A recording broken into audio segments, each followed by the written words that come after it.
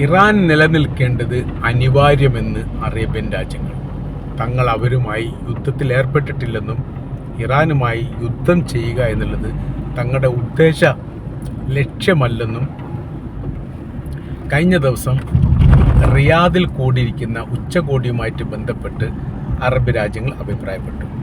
ഇതൊരു പ്രാധാന്യമായിരിക്കുന്ന ഒരു റിപ്പോർട്ടാക്കി അവർ പുറത്ത് കൊടുക്കാതിരുന്നു എന്നുള്ളതും, എന്നാൽ ഈ വിഷയങ്ങൾ ഇപ്പോൾ പുറത്ത് ചാടിക്കൊണ്ടിരിക്കുകയാണ് എന്നുമാണ് മനസ്സിലാക്കാൻ വേണ്ടി പറ്റുന്നത്.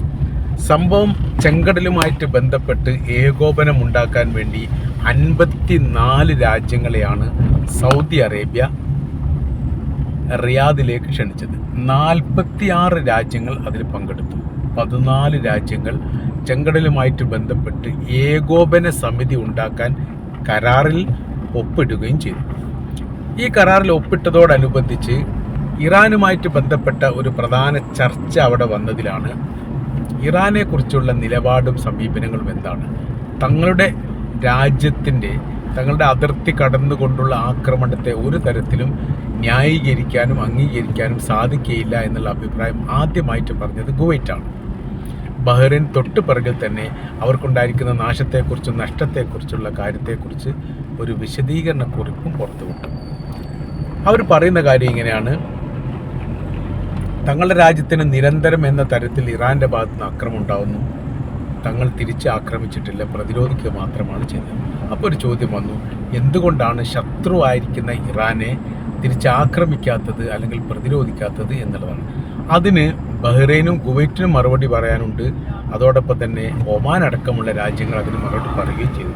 ഇത് പറഞ്ഞിരിക്കുന്ന കാര്യം ഇങ്ങനെയാണ്: ഇറാൻ ഒരു സുരക്ഷാ ഭിത്തിയാണ് ഇപ്പോൾ അറേബ്യൻ രാജ്യങ്ങളിൽ പണിതിരിക്കുന്നത്.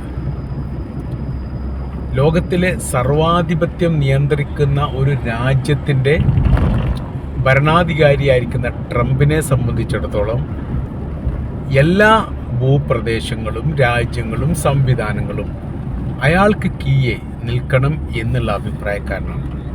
മറ്റ് രാജ്യങ്ങളൊന്നും ഇതിനെതിരെ വല്ലാത്ത രീതിയിൽ സംസാരിക്കാറില്ല എന്നുള്ളതും ഒരു യാഥാർത്ഥ്യമാണ്. എന്നാൽ ഇപ്പോഴത്തെ അവസ്ഥ നോക്കുന്ന സമയത്ത് അതിൽ നിന്ന് വിഭിന്നമാണ് ഇറാൻ്റെ നിലപാട്. ഇറാൻ അമേരിക്കയെ അംഗീകരിക്കുന്നില്ല എന്നുള്ളതും അവരുമായി എത്ര കാലം യുദ്ധം വേണമെങ്കിലും അത് ചെയ്യാൻ തയ്യാറാണ് എന്നുള്ള നിലപാട് ഇറാൻ എടുത്തു. ആ നിലപാടിൽ അമേരിക്ക പതറിപ്പോയി. ആരോടാണ് ഈ സംസാരിക്കുന്നത് എന്നുള്ളൊരു ചോദ്യമൊക്കെ വന്നിരുന്നെങ്കിൽ പോലും അതൊന്നും യാഥാർത്ഥ്യത്തിൽ ഉൾക്കൊള്ളുന്ന രീതിയിലേക്കാക്കാൻ സാധിക്കുകയില്ല എന്ന അഭിപ്രായത്തിൽ അവർ തന്നെ എത്തിച്ചേരുകയും ചെയ്തു. നമ്മൾ കൂട്ടി വായിക്കുന്ന സമയത്ത് ഇപ്പോൾ എങ്ങനെ എത്തുന്നു എന്ന് ചോദിച്ചാൽ, ഒരു നിലനിൽപ്പിന് വേണ്ടിയിട്ടുള്ള ഒരു യുദ്ധമാണ് ഇപ്പോൾ അമേരിക്ക നടത്തുന്നത്. ഇസ്രായേലും അങ്ങനെ തന്നെയാണ്. ലോകത്തിന് മുൻപിൽ പിടിച്ചു നിൽക്കണമെങ്കിൽ ഇറാൻ ഏതെങ്കിലും തരത്തിലൊരു പരാജയമുണ്ട് എന്നുള്ളൊരു ബോധ്യം ഉണ്ടാവണം. അങ്ങനെ വരുന്ന സമയത്ത് എവിടെയെങ്കിലുമൊക്കെ പിടിച്ചു നിൽക്കാൻ വേണ്ടി പറ്റും. പക്ഷേ ഒരു തരത്തിലും ഇറാൻ കീഴടങ്ങുന്ന രീതിയിലോ അല്ലെങ്കിൽ ഇറാനെ പരാജയപ്പെടുത്തുന്ന രീതിയിലുള്ള സംവിധാനത്തിലേക്കോ നിലവിലെ സാഹചര്യങ്ങളും അവസ്ഥകളും എത്തിയിട്ടില്ല എന്ന് പറയുമ്പോൾ വല്ലാത്ത രീതിയിലുള്ള പ്രയാസം മാനസികമായി തന്നെ അമേരിക്കക്കുണ്ട് എന്ന് നമ്മൾക്ക് കൃത്യമായ രീതിയിൽ പറയാൻ വേണ്ടിയിട്ട് സാധിക്കുന്നതാണ്. അപ്പോൾ അറേബ്യൻ രാജ്യങ്ങളെ സംബന്ധിച്ചിടത്തോളം അവർക്ക് വലിയ രീതിയിലുള്ള സുരക്ഷാ ഭീഷണി പല ഘട്ടങ്ങളിലും ഉണ്ടായിട്ടുണ്ട്. അമേരിക്ക എന്ന് പറയുന്ന ഒരു രാജ്യത്തെ മാത്രം ആശ്രയിച്ച് നിൽക്കുന്നത് കൊണ്ട് സാമ്പത്തികപരമായിരിക്കുന്ന ഒരുപാട് പ്രതിസന്ധികൾ പല ഘട്ടങ്ങളിലും ഉണ്ടായിരിക്കുന്ന രാജ്യമാണ് അറേബ്യൻ രാജ്യങ്ങൾ. പക്ഷെ അവർക്ക് പറയാനുള്ളൊരു വേദിയോ ഒരു ഇടമോ ഇല്ല. ഇപ്പോൾ ഇറാൻ എന്ന് പറയുന്ന ഒരു സംവിധാനം ഉയർന്നു വന്നതോടുകൂടി അമേരിക്കക്ക് ബദലായിരിക്കുന്ന സംവിധാനമായിട്ട് നിലനിൽക്കും. ഇസ്രായേലുമായിട്ട് നേരിട്ടൊരു യുദ്ധം ഉണ്ടെങ്കിൽ പോലും ഇനി എന്ത് നിലപാട് സ്വീകരിക്കണം എന്നുള്ളത് അമേരിക്ക ആലോചിച്ച് മാത്രമേ ചെയ്യൂ എന്നുള്ള റിപ്പോർട്ടും ഇതിനോടനുബന്ധിച്ച് തന്നെ പുറത്തു വന്നതാണ്.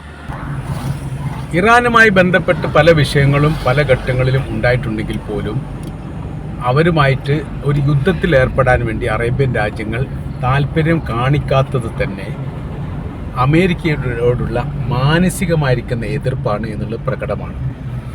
യുദ്ധവുമായി ബന്ധപ്പെട്ട് പല ഘട്ടത്തിലും തങ്ങളുമായി സഹകരിക്കണമെന്ന് ഹൂത്തികളെ ആക്രമിക്കാൻ ചെങ്കടൽ കേന്ദ്രീകരിച്ചു കൊണ്ടുള്ള പ്രവർത്തനം അമേരിക്ക ആരംഭിച്ച സമയത്ത് തന്നെ തുടങ്ങിയതാണ്. അത് ഇപ്പോഴല്ല, ജോ ബൈഡൻ്റെ കാലത്ത് തന്നെ അതുണ്ടായിരുന്നു. പിന്നീട് ട്രംപ് ഭരണത്തിൽ മാറിയ സമയത്തും യഥാർത്ഥത്തിൽ ഇതേ സ്ഥിതി തന്നെ ഉണ്ടായിട്ടുണ്ട്. പക്ഷെ എന്തായിട്ടില്ല, അറേബ്യൻ രാജ്യങ്ങൾ അതിനോട് നിസ്സഹകരണമാണ് കാണിച്ചത്. കാര്യം എന്ന് പറയുന്നത്, ഇത്തരമൊരു പ്രവൃത്തിക്ക് ഇറാൻ കൂട്ടുനിൽക്കുന്ന ഒരു സ്ഥിതി വന്നാൽ ഭാവിയിൽ അത് വലിയ രീതിയിലുള്ള പ്രതിസന്ധികളും വിഷയങ്ങളും ഉണ്ടാക്കുമെന്നുള്ളതും തങ്ങളുടെ സുരക്ഷയെ അത് സാരമായിട്ട് ബാധിക്കും എന്നും യഥാർത്ഥത്തിൽ അറേബ്യൻ രാജ്യങ്ങൾ കണക്ക് കൂട്ടിയിട്ടുണ്ട്. ഇപ്പോഴത്തെ സ്ഥിതി സങ്കീർണമാണ്. കാര്യം എന്ന് പറഞ്ഞാൽ, നിലനിൽപ്പിന് വേണ്ടിയിട്ട് പ്രയാസപ്പെടുന്ന ഒരു സാഹചര്യത്തിലേക്ക് ഓട്ടോമാറ്റിക്കായിട്ട് ഇപ്പോൾ അമേരിക്ക മാറിയിരിക്കുന്നു. ഇസ്രായേലും അത് തന്നെയാണ് സ്ഥിതി. അപ്പോൾ ഇസ്രായേലിനെതിരെ വലിയ രീതിയിലുള്ള ഒരു പടക്കളം തീർക്കാൻ വേണ്ടിയിട്ട് ഇറാന് സാധിച്ച പോലെ ലോക ചരിത്രത്തിൽ ഒരു രാജ്യത്തിനും സാധിച്ചിട്ടില്ല. ഇറാന് നേരെ ആക്രമണം നടന്നു, ഇറാനിൽ മിസൈൽ വീണു എന്ന് പറഞ്ഞാൽ അത് നിസ്സാരമായിരിക്കുന്ന കാര്യമൊന്നുമല്ല, വളരെ വളരെ ഗൗരവപരമായിരിക്കുന്ന കാര്യമാണ്. ഒരു കാലത്തും ഒരു രാജ്യവും ചെയ്യാത്തൊരു പ്രവൃത്തിയാണ് ഇപ്പം നിരന്തരം ഇറാൻ ചെയ്തുകൊണ്ടിരിക്കുന്നത്. അതുകൊണ്ട് തന്നെ ഇസ്രായേലിനെ സംബന്ധിച്ചിടത്തോളം ഇറാൻ്റെ സൈനികപരമായിരിക്കുന്ന ശക്തി ക്ഷയിപ്പിക്കുക എന്നുള്ളത് അനിവാര്യമായിരിക്കുന്ന കാര്യമാണ്. എന്നാൽ അറബ് രാജ്യങ്ങളെ സംബന്ധിച്ചിടത്തോളം ഇപ്പോഴത്തെ യുദ്ധം ഇസ്രായേലും ഇറാനും തമ്മിലാണ് എന്നതിനാൽ ആന്തരികമായിരിക്കുന്ന അതിൻ്റെ സ്ഥിതി അങ്ങനെ തന്നെയാണ്. അതിന് ഒരു വിശദീകരണക്കുറിപ്പ് പറയുന്നത് എങ്ങനെയാണ്, 2023 ഒക്ടോബർ 7 ഹമാസ് ഇസ്രായേലിനെ ആക്രമിച്ചതോടനുബന്ധിച്ച് തുടങ്ങിയിരിക്കുന്ന യുദ്ധത്തിൻ്റെ തുടർച്ച തന്നെയാണ് യഥാർത്ഥത്തിൽ ഇപ്പോഴുള്ളത്. ഇത് രണ്ടാമത്തെ ഘട്ടം എന്നൊന്ന് പറയാം. ഒരു തുടർച്ചയുണ്ട്, ഇടയ്ക്കിടയ്ക്ക് അതിന് ഗ്യാപ്പ് ഉണ്ടായിട്ടുണ്ട് എന്നുള്ളത് സ്വാഭാവികം. പക്ഷേ നിലവിൽ സാഹചര്യങ്ങൾ നോക്കുന്ന സമയത്തും സാഹചര്യങ്ങൾ മനസ്സിലാക്കുന്ന സമയത്തും യുദ്ധം എന്ന് പറയുന്നത് ഇസ്രായേലും ഇറാനും തമ്മിലുള്ളതാണ്. അതിലൊക്കെ അമേരിക്ക വന്നിട്ടുണ്ട്, ഇടപെട്ടിട്ടുണ്ട്, അമേരിക്കയുമായിട്ട് ബന്ധപ്പെട്ട് യുദ്ധം നടന്നിട്ടുണ്ട്, നടക്കുന്നുണ്ട്, ഇപ്പോഴും അങ്ങനെ തന്നെയാണ്. അപ്പോൾ ഇറാൻ ഇതിനെ അതിജീവിക്കുന്നത് വളരെ ബുദ്ധിപരമായിരിക്കുന്ന രീതിയിലൂടെയാണ്. ശക്തി മാത്രം ഒരു യുദ്ധത്തിൽ വിജയിക്കാൻ അപര്യാപ്തമാണ്. ബുദ്ധിപരമായിരിക്കുന്ന നീക്കുപോക്കുകൾ വേണം. അതാണ് ഹോർമുസ് കടൽ ഇതിൽ പ്രധാന കക്ഷിയായിട്ട് വന്നത്. അതിനൊരു പറയുന്ന കാര്യം തന്നെ ഇങ്ങനെയാണ്, ഹോർമുസ് എന്ന് പറയുന്നത് ആണവായുധത്തേക്കാൾ ഇറാനെ സംബന്ധിച്ചിടത്തോളം മൂർച്ചയുള്ള ഒരു ആയുധമാണ്.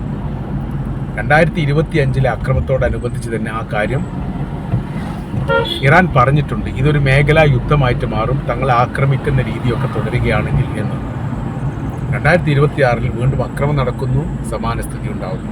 ഹോർമുസ് അടച്ചു എന്നുള്ളതാണ്.